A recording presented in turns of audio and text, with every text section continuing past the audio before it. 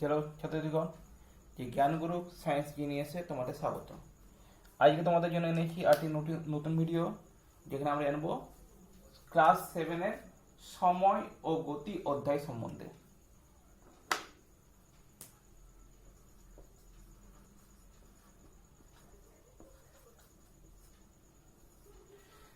তাহলে এখানে আমরা প্রথমে জানবো যে স্থির বস্তু ও গতিশীল বস্তু বলতে কি বোঝায়। একটা বস্তুকে আমরা কখন সচল বা গতিশীল বস্তু বলবো আর কখন স্থির বস্তু বলবো। তাহলে যদি দেখা যায় সময়ের সঙ্গে সঙ্গে কোনো একটি বস্তুর স্থান পরিবর্তন ঘটে, অবস্থান যদি পাল্টায়, তখন তাকে বলা হচ্ছে সচল বস্তু বা গতিশীল বস্তু।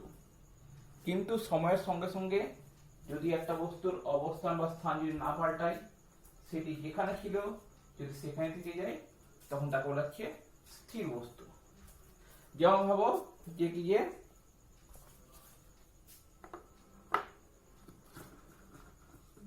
এই বোর্ডটাকে আমরা বলবো স্থির বস্তু। কেন? কারণ এটি যেখানে আছে সেখানে আছে, কিছুক্ষণ আগে এখানে ছিল, এখন সেখানে আছে, অর্থাৎ সময়ের সঙ্গে এর অবস্থান পাল্টাচ্ছে না, তাই এটা হচ্ছে স্থির বস্তু। কিন্তু ভাবো যে তোমার ঘরের যে পাখা ঘুরছে, তাহলে পাখা ঘোরা মানে কি? যে সময়ের সঙ্গে সঙ্গে তার কিন্তু অবস্থানটা পাল্টাচ্ছে, তাই সেটা হচ্ছে গতিশীল বস্তু। আর গতিশীল বস্তুর যে অবস্থা তাকে হচ্ছে তার গতি। স্থির বস্তুর অবস্থাকে বলা হয় স্থিতি, আর গতিশীল বস্তুর গতিশীল অবস্থা বলা হচ্ছে গতি। এই গতি হয় মূলত 3 প্রকারের।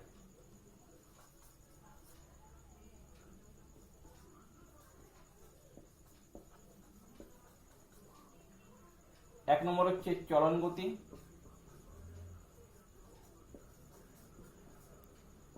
দুইয়ে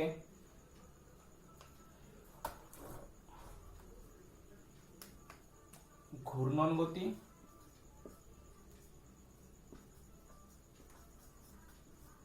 আর 3 হচ্ছে মিশ্র গতি।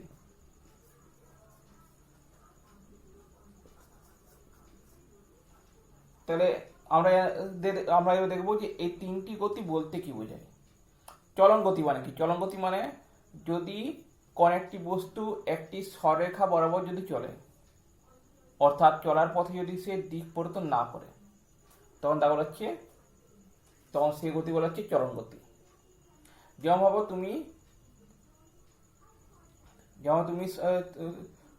সোজা হেঁটে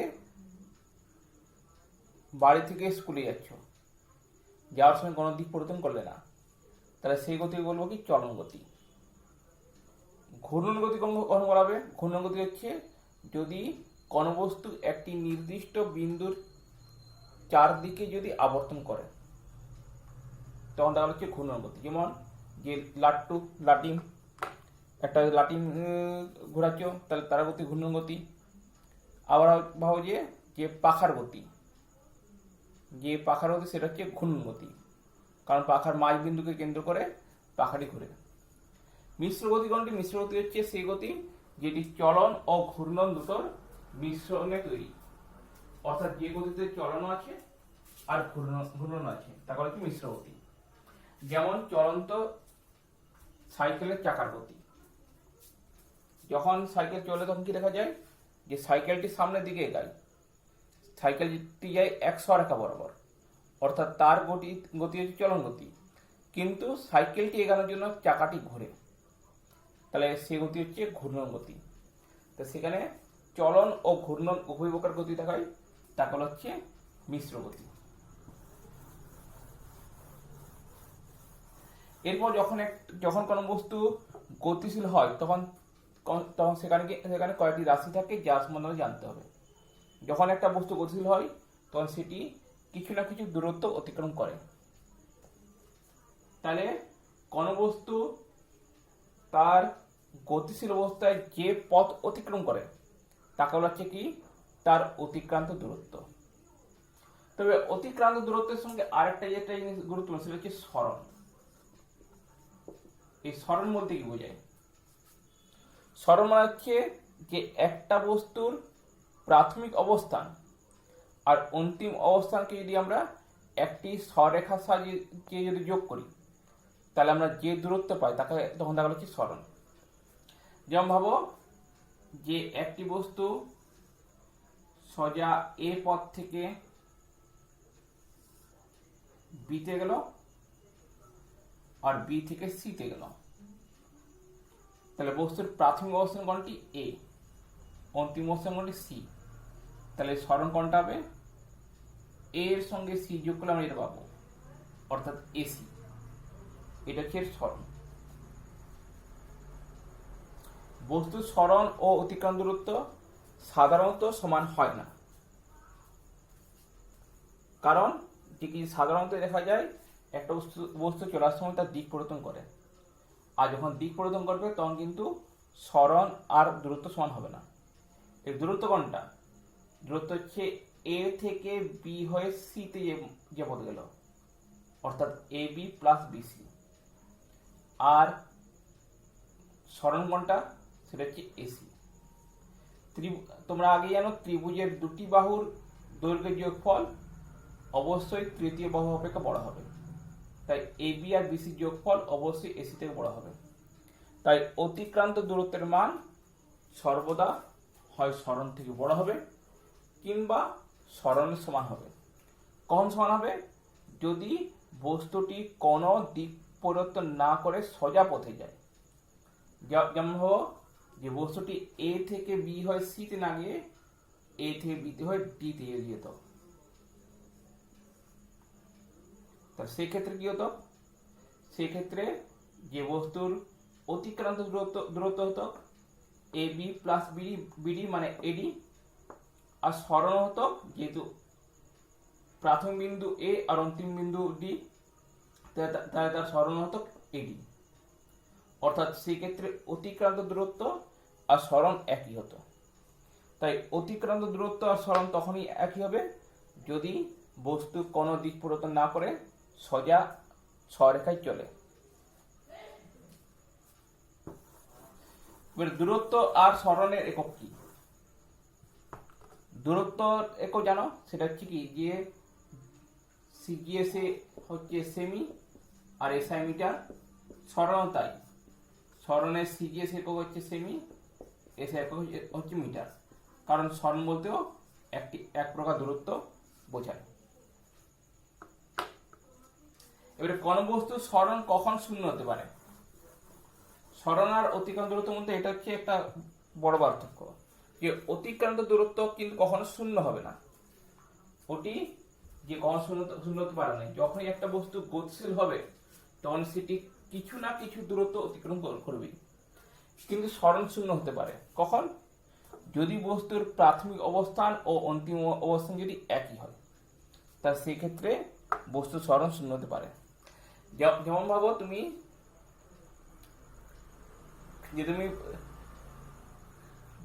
বাড়ি থেকে স্কুল গেলে আবার স্কুল থেকে বাড়ি ফিরে গেলে, তাহলে সেক্ষেত্রে কি হবে? সেক্ষেত্রে তোমার প্রাথমিক অবস্থান হচ্ছে বাড়ি আর অন্তিম অবস্থান হচ্ছে বাড়ি, তাই তোমার সরণ হচ্ছে শূন্য।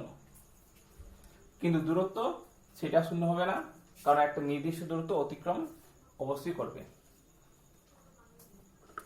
এরপর আমরা জানবো দ্রুতি ও বেগ সম্বন্ধে। দ্রুতি বলতে কি বোঝায়? দ্রুতি বলতে বোঝাচ্ছে যে একক সময়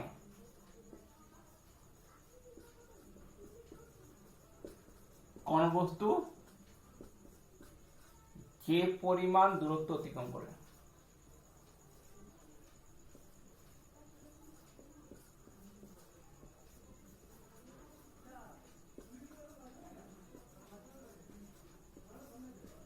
তাকে বলে দ্রুতি।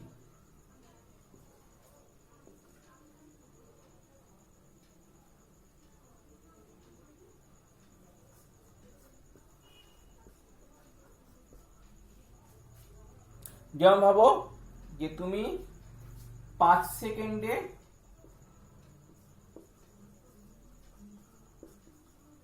25 মিটার পথ অতিক্রম করলে,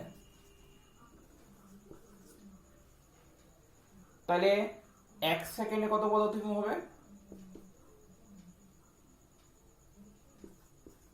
25/5 সমান 5 মিটার। তাহলে তোমার দ্রুতি কত? প্রতি সেকেন্ডে 5 মিটার বা 5 মিটার পার সেকেন্ড।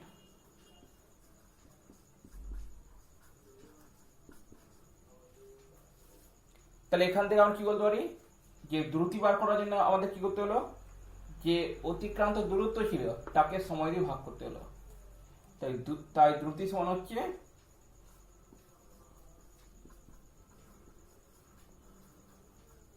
অতিক্রান্ত দূরত্ব বাই মোট সময়। তবে দ্রুতির একক কি হবে?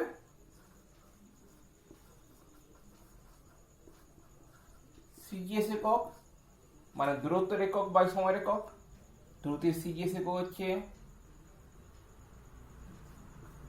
সেমি পার সেকেন্ড, আর এসা হচ্ছে মিটার পার সেকেন্ড। দ্রুতি হচ্ছে এমন একটা রাশি যে রাশির শুধু মান আছে কিন্তু অভিমুখ নেই, অর্থাৎ দ্রুতি নির্ণয়ের সময় কোন দিকে যে যে দূরত্ব অতিক্রম হচ্ছে সেটা কিন্তু দেখার দরকার নেই, কারণ দ্রুতির ক্ষেত্রে মোট দূরত্বটাই সেটা গ্রহণযোগ্য, কোন দিকে সেটা গ্রহণযোগ্য নয়। সরণ যেমন, সরণের ক্ষেত্রে কি, সরণ ক্ষেত্রে মান এবং অভিমুখ দুটোই দেখতে হয়, কারণ সরণ একটা নির্দিষ্ট দিকে ঘটলে তখনই তাকে সরণ বলা হচ্ছে, অর্থাৎ সেখানে দিকটা গুরুত্বপূর্ণ। দিক পাল্টালে কিন্তু সরণ পাল্টে যায়, কিন্তু দ্রুতি পাল্টাবে না। তাই দ্রুতির শুধু মান আছে কিন্তু দিক বা অভিমুখ নেই, আর সরণের মান ও অভিমুখ দুটোই আছে। এরপর হচ্ছে গতিবেগ। গতিবেগ ও দ্রুতি বলতে গেলে তেমনই রাশি যেমন হচ্ছে সরণ ও অতিক্রান্ত দূরত্ব। গতিবেগ বলতে কি বোঝায়? গতিবেগ হচ্ছে একক সময়ে কোন বস্তুর সরণকে গতিবেগ বা বেগ বলে। অর্থাৎ গতিবেগ সমান কি হবে? সরণ বাই সময়, এর হচ্ছে গতিবেগ। দেখো, যেহেতু সরণের ক্ষেত্রে কি আমাদের দিক বা অভিমুখ হচ্ছে গুরুত্বপূর্ণ, সেটা কিন্তু উল্লেখ করতে হয়, তাই গতিবেগের ক্ষেত্রেও দিক বা অভিমুখ উল্লেখ করতে হয়, তার সঙ্গে মান তো দরকার পড়েই। তাই গতিবেগের মান ও অভিমুখ দুটোই আছে। এইটা দ্রুতি ও বেগের মধ্যে একটা পার্থক্য বলতে পারো। গতিবেগের একক কি হবে? সিজিএস একক,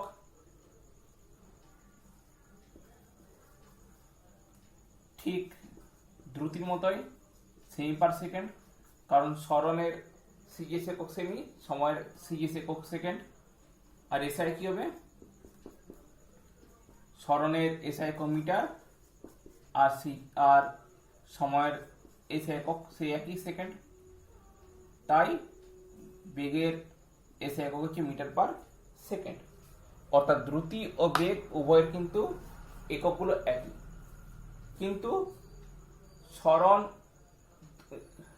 কিন্তু গতিবেগ হচ্ছে সরণ বাই সময়, আর দ্রুতি হচ্ছে অতিক্রান্ত দূরত্ব বাই সময়। এই জন্য দ্রুতির শুধু মান আছে কিন্তু অভিমুখ নেই, আর গতিবেগের মান ও অভিমুখ উভয় আছে।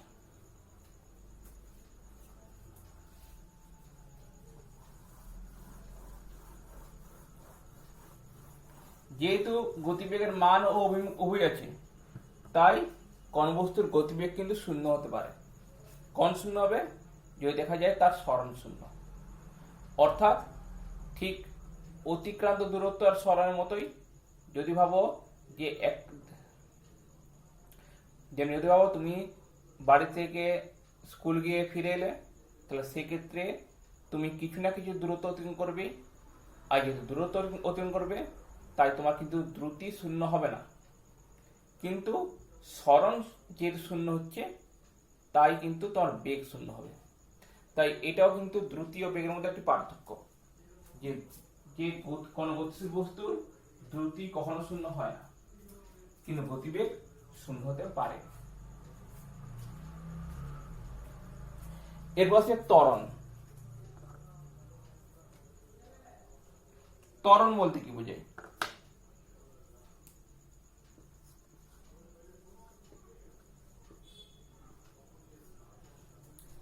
ভাই তুমি কোনো ট্রেনে বা বাসে যাচ্ছ, তাহলে যে সেক্ষেত্রে দেখা যাচ্ছে অবশ্যই যে কি, যে যখন একটা ট্রেনে যাও তখন কিন্তু ট্রেনের যে গতিবেগটা প্রথমে যে ধীর খুব কম থাকে, তারপর ধীরে ধীরে ধীরে কিন্তু গতিবেগ বাড়তে শুরু করে। তাহলে যেটা কি, তাহলে যে কোনো বস্তুর এই যে গতিবেগ যে বৃদ্ধি পাচ্ছে, এই গতিবেগ বৃদ্ধির যে হারটা, অর্থাৎ একক সময় যে গতিবেগ বাড়ে, একক সময়ে যে বেগ বৃদ্ধির যে হার, তাকে বলা হচ্ছে কি ত্বরণ। কোন একটা হয়তো পাথরকে বা বলকে হয়তো উপর থেকে নিচে ফেলে দিলে তার কি দেখা যায়, যে সময়ের সঙ্গে সঙ্গে কিন্তু তার বেগটা বাড়তে থাকে, আর এই বেগ বৃদ্ধির হার কি বলা হচ্ছে ত্বরণ। তো ত্বরণ মানে কি, একক সময়ে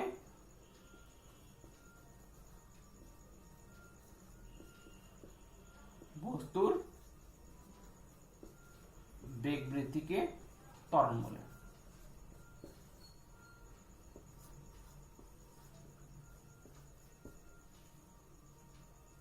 তাই দেখো, যেমন দ্রুতির ক্ষেত্রে কি দেখলাম, একক সময়ে অতিক্রান্ত দূরত্বকে দ্রুতি বলে, তাই দ্রুতি হলো অতিক্রান্ত দূরত্ববাহী সময়।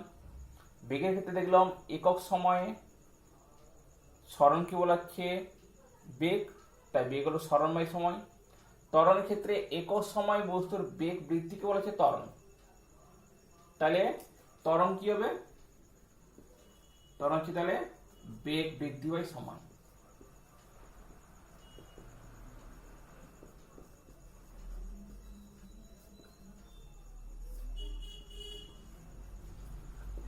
ভাবো যে একটি বস্তুর প্রথমে বেগ ছিল 5 metre per second,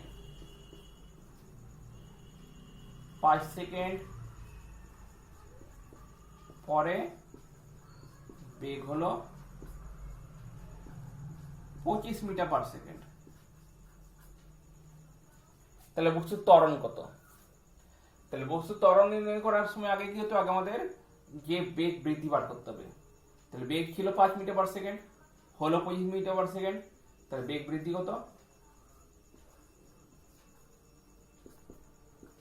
25 minus 5 metre per second সমান 20 মিটার পার সেকেন্ড। তাহলে ত্বরণ হবে কত? বেগ বৃদ্ধি বাই সময়,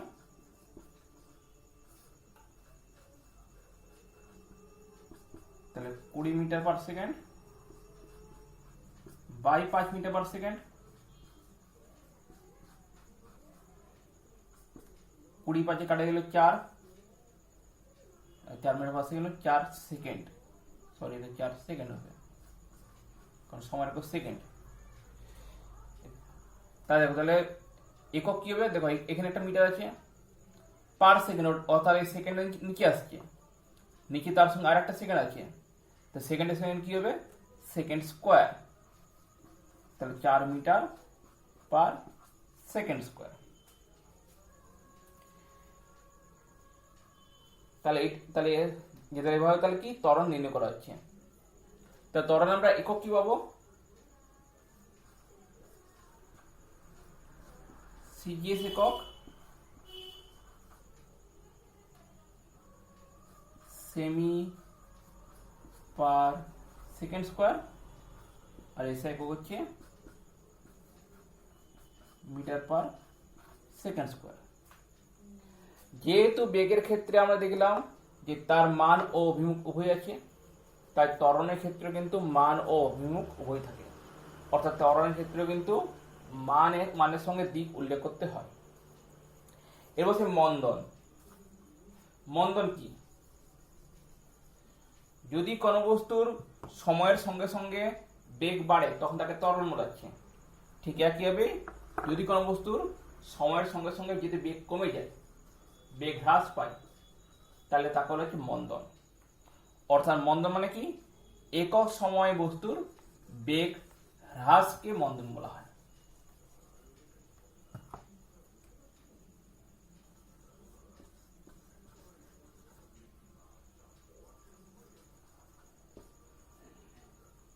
অর্থাৎ মন্দন সমান কি হবে,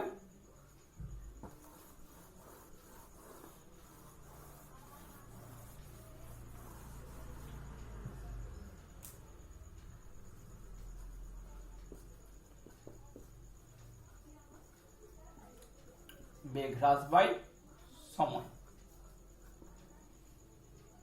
যেমন ভাবো যে যখন ট্রেনে যাচ্ছ,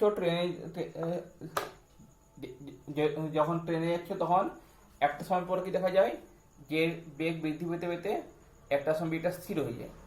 আর যখন স্টেশনের কাছে যখন ট্রেনটি চলে আসে তখন কিন্তু তার বেগটা কমতে শুরু করে। তাহলে তাহলে তার বেগ কমছে, এই কমার যে হারটা তাকে বলা হচ্ছে কি মন্দন। ভাবো যে বস্তুর প্রাথমিক বেগ ছিল 25 মিটার পার সেকেন্ড, আর 5 সেকেন্ড পরে বেগ হলো 5 মিটার পার সেকেন্ড। তাহলে মন্দন কত হবে, আবার বেগ হ্রাস। বেগ হ্রাস মানে কি, যা ছিল তার থেকে যা হলো বিয়োগ করে এটা পাবো। 25 ছিল, 5 হলো, তাহলে কমলো কত, 25 মাইনাস 5,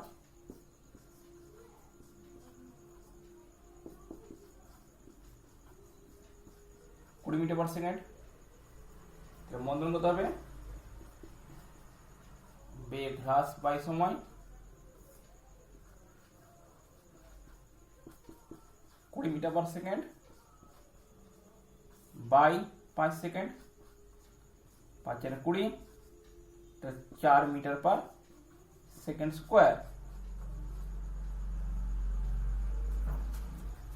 তাহলে মন্দনের একক কি হবে, ঠিক ত্বরণের মতোই মন্দনের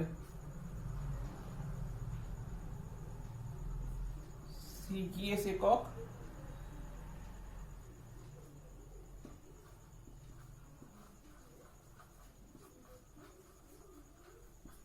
সেমি পার সেকেন্ড স্কোয়ার, আর এসআই একক মিটার পার সেকেন্ড স্কোয়ার।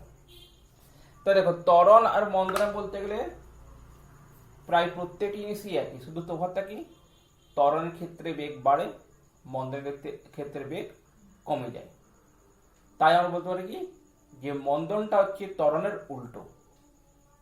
যেমন কোন বস্তুর মন্দন যদি হয় 4 মিটার পার সেকেন্ড স্কোয়ার, তাহলে ত্বরণ কত বলতে পারি, -4 মিটার পার সেকেন্ড স্কোয়ার।